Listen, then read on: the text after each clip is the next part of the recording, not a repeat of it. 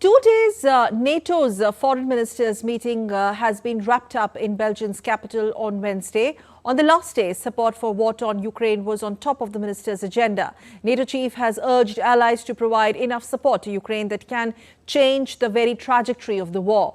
Outgoing U.S. Secretary of State Antony Blinken received warm reception from his NATO counterparts, and he said that Ukraine has hard decisions to make about the mobilization.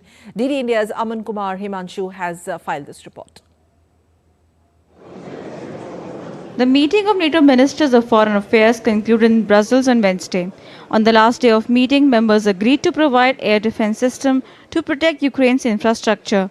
Chairing the two-day meeting, NATO Secretary General Mark Rutte said that Ukraine needs urgent and enough support to change trajectory of the conflict. Allies are working to deliver on the financial pledge of 40 billion euros in security assistance for Ukraine in 2024.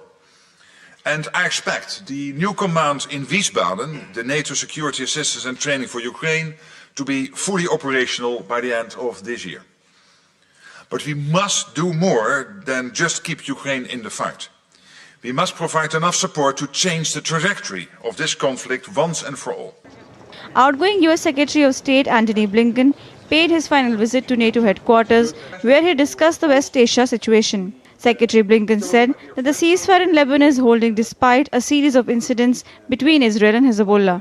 What's happened? The ceasefire is holding, and we're using the mechanism that was established when any concerns have arisen about any alleged or reported violations. Both parties, that is to say Israel and Hezbollah through the Lebanese government, wanted and continue to want the ceasefire. Meanwhile, foreign ministers of Czech Republic said that up to 100 suspicious incidents took place in Europe this year. This year, there were 500 suspicious incidents in Europe. Up to 100 of them can be attributed to Russia, hybrid attacks, espionage, influence operations. We need to send a strong signal to Moscow that this won't be tolerated, and we can see also a price in the frequency of those attacks, so it is very dangerous. NATO meeting agenda includes the security situation on allied territory since the beginning of Russia-Ukraine conflict in 2022. Allies also discuss more intensive cooperation with southern neighbors. Ukraine sees NATO membership as the best guarantee of its future security. At the heart of this alliance is Article 5 of the North Atlantic Treaty, which states that attack on one country has an attack on all.